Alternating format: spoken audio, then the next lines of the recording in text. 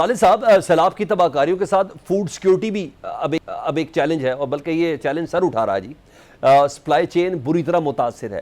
اس challenge سے نمٹنے کے لیے آپ حکومت کو کیا مشورہ دیں گے، یا کوئی ڈیمانڈ ہے حکومت سے؟ جیسے آپ نے بتایا کہ ہمارے کسانوں کے ایشوز اور سیلاب کا ایشو، اس کا سب سے بڑا جو گورنمنٹ سے آپ کہتے ہیں نا، گورنمنٹ تجویز، گورنمنٹ تو ہم اپیلیں کر کر کے تھک گئے، گورنمنٹ کے سامنے احتجاج کر کر کے تھک گئے کہ خدا کے واسطے آپ کو غذائی قلت پیدا ہو جائے گی جب تک آپ نے گندم سٹور نہیں کی۔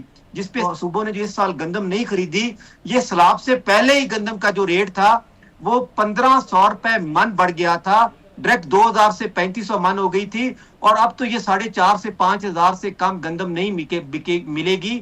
اس کے لیے بار بار ہم اپیل پرائم منسٹر سے بھی، سی ایم سے بھی، سب سے اپیل کرتے رہے کہ کسانوں کا بھی نقصان سے بچائیں اور گورنمنٹ اس کو سروٹ کر لے، لیکن بدقسمتی سے وہ نہیں ہو سکا۔ لیکن اب یہ کسی کے کنٹرول میں نہیں ہے، کیونکہ کچھ کسانوں کے گندم گھر میں پڑی اور کچھ لوگوں نے خرید کے اپنے پاس سٹور کر لی ہے، اور جب گورنمنٹ نے آئی ایم ایف کے پریشر کے تحت ڈی ریگولیٹ کر دیا تو اب ان کا کوئی حق نہیں کہ وہ ہمیں کہے کہ ہماری مرضی کے مطابق گندم دیں۔ تو اب ہم نے ملتان سے، ہائی کورٹ سے، ملتان بینچ سے سٹے بھی لے لیا ہے کہ یہ ہمیں کوئی کمانڈ گورنمنٹ نہیں دے سکتی۔ گورنمنٹ نے کہا تھا کہ ڈی ریگولیٹ کر دیں، اب آٹا جتنے گندم جتنے کی بکے یہ کسان کا قسمت ہے۔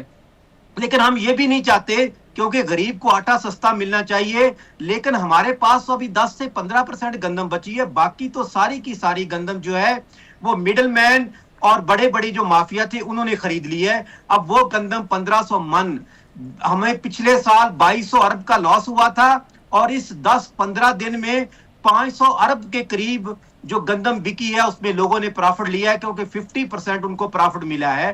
اور باقی سیلاب کی تباہ کاریاں 35 سے 40 لاکھ ایکڑ جو ہے نا، وہ ہمارے بالکل فصلیں کھڑی، جس میں کاٹن تھی، جس میں چاول تھا، جس میں ہمارا تل تھا اور مکئی تھی، وہ بالکل ختم ہو گئی، اور 5 سے 6,000 گاؤں اور اسی طرح سے 4 سے 5,000 چھوٹی بستیاں جو ہے نا وہ صفا ہستی سے ٹھیک ہے۔ مٹ اچھا گئی ہیں۔ خالد صاحب، اب بلاول بھٹو صاحب نے نا زرعی ایمرجنسی اور کسانوں کے قرضوں اور بجلی کے بلوں میں ریلیف دینے کی تجویز دیا ہے، اس پر آپ کیا کہیں گے؟ یہ کافی ہے؟ حکومت کو کچھ مزید اقدامات بھی کرنے ہوں گے؟ میں بالکل زرعی ایمرجنسی میں اس کا اس طرح کہوں گا کہ چاروں صوبے اس پہ پرائم منسٹر ایمرجنسی ڈیلے کرے، اور جتنے وہ پروجیکٹ ہیں جو اربوں روپے کے بن رہے ہیں، جس پہ کرپشن ہو رہی ہے، وہ سارے کے سارے اس ٹائم زراعت پہ اور کسان کی خوشحالی کے لیے نہیں، یہ ملک کی خوشحالی ہے۔